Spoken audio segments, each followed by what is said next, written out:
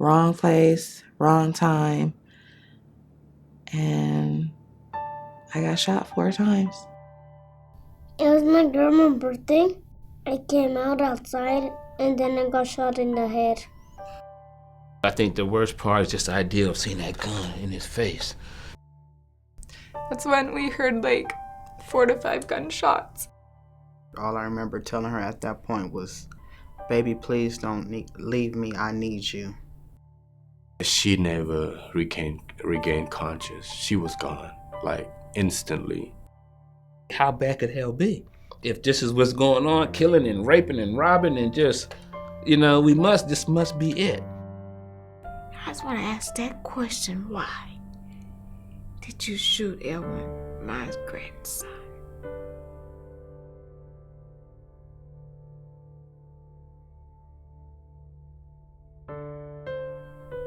He was playing quarterback, running back, defensive back, running back, kickoffs, punts.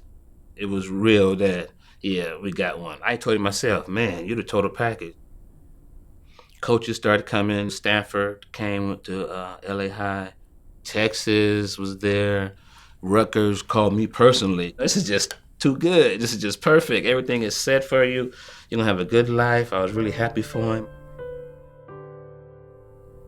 He was murdered 35, 40 steps from where he was at to the front door. I mean, he was there. I'm sure he probably felt, hey, I'm home. I'm on my street. This is where I was born at. I was raised on this street. He didn't think that he would be murdered on that street. Just to see the one you love shot in the head, it's horrible, just so horrible. And to be there when he was born and to be there when he was murdered, it just was a horrible, horrible time. Jazz didn't even see him till it was like, bam, too late. Came from behind some vans with a hood over his head. 18th Street, hardcore gang banging, shot him in the head, killed him. We decided to wear white and try to make it as festive, but it didn't work. It was just pretty much the worst day of my life. To sit there over a casket and you seeing your baby in there, you're like, damn, what the hell is this? What do we have kids for? I mean, why are we sacrificing as parents and we have no control over someone killing them? In the meantime, we have an obligation to make sure your kids ain't getting, come on, you know how bad I feel? I'm so embarrassed.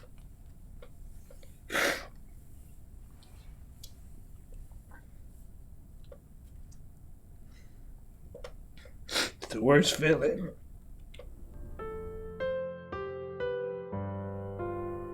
It just seemed like I felt that shot. I felt the pain, the wound when he got shot.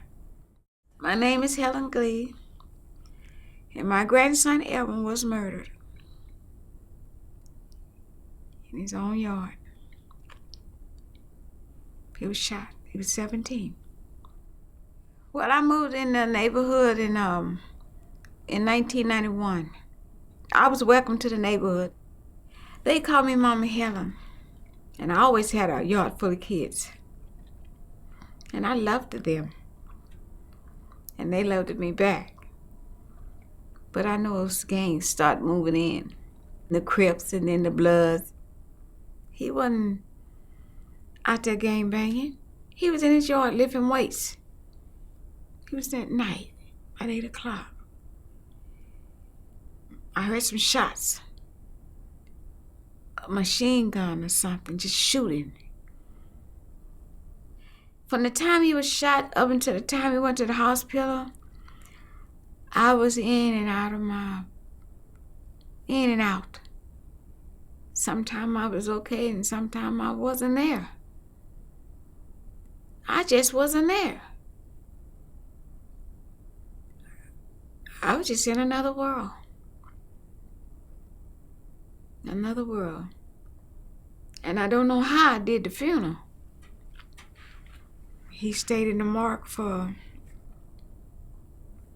almost 4 weeks until we could raise the money to bury him.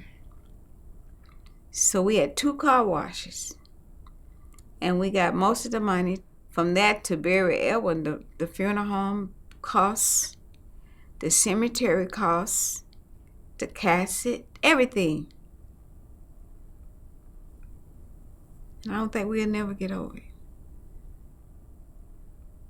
It's been a year. It still hurts. It never stopped.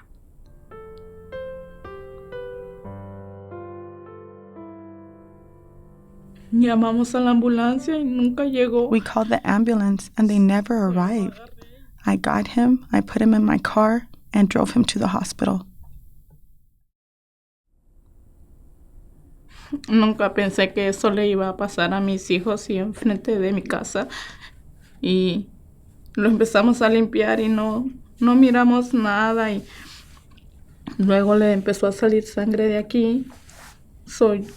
Yo levanté su pelo y yo le miré un hoyo en su cabeza y él se estaba poniendo muy blanco. Antes del accidente. Before Josue's accident, the kids would come out to play a lot more. Now they play, but they don't stay out late. Era un niño más tranquilo. Before the shooting, he was a calm boy. He played well with his siblings. He was happier. Much happier. Now after the shooting, he gets very angry. He became hyperactive. He would throw things. He fights with his siblings a lot. He's more scared now. With any little thing, he gets more scared. He has to sleep with his sister.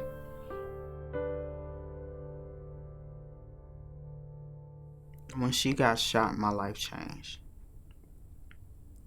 I just felt that it should have been me instead of my kid. I just felt she didn't deserve it. I wish I could have took her pains away from her. I wish I could have switched places with her.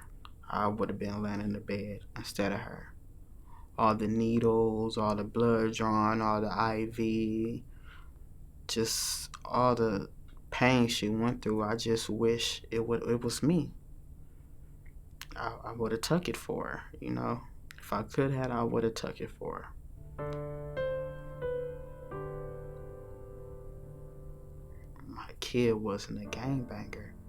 She was a regular little kid coming from school with her uniform on. I just felt she didn't deserve it. So I just felt like it was my fault. If I just made her stay in the house, this wouldn't have happened to her. The only thing I could think of was, God, please let me die right now. I have a baby inside of me. It's not my time to go. Could you imagine being up one day and then your legs being taken away the next? Gunshots went off and I ran. Like my heart just jumped as soon as I stepped on the doorstep and reached for the door handle. I got shot.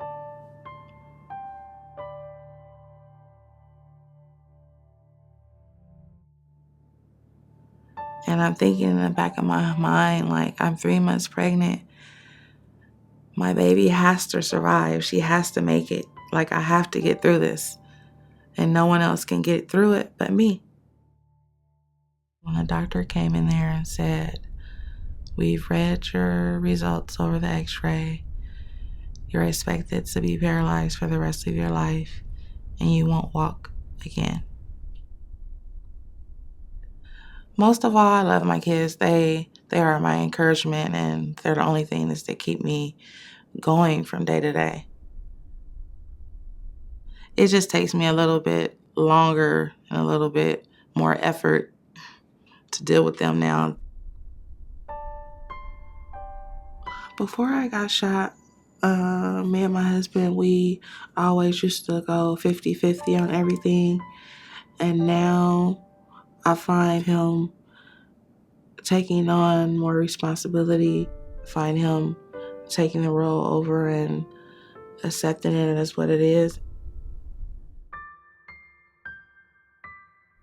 Yeah, my kids, they ask a lot of questions about, am I gonna ever get up and walk again with them? Can we go to Disneyland? When they ask things like that, it really takes a toll on me. My daughter, she was born on November 16, 2007. And I named her Miracle. Both of us really actually are a miracle because my life was in danger just as much as she was. And both of us are still here. My son was murdered by an illegal alien from Mexico that was in the custody of the LA County. They let him out on a Saturday night, no supervision, nobody called ICE. When he got out into the neighborhood, he murdered my son. Now, you can't put no spin on that because that's what happened. We're trying to get 76,000 signatures to put Jamil's Law on the ballot. We want the illegal alien gang members to be deported. And it gave us all an opportunity to try to make something good come from this horrible murder. It doesn't matter to me if nobody likes me to hate my guts. So what? You know, I got things to do. I got a little bit of time left. I'm 49 years old. I might be dead tomorrow. I want to be able to say, I did my part for you, Jazz, you know.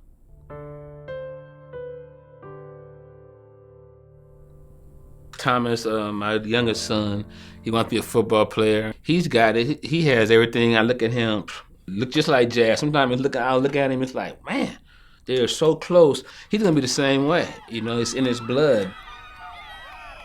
I take him to practice. We do everything the same I did with Jazz, except for I don't put that much emphasis on, if you do this stuff, this won't happen. Just be happy about today. You live for the moment. You hope for tomorrow, but you live for today. That's all you can do.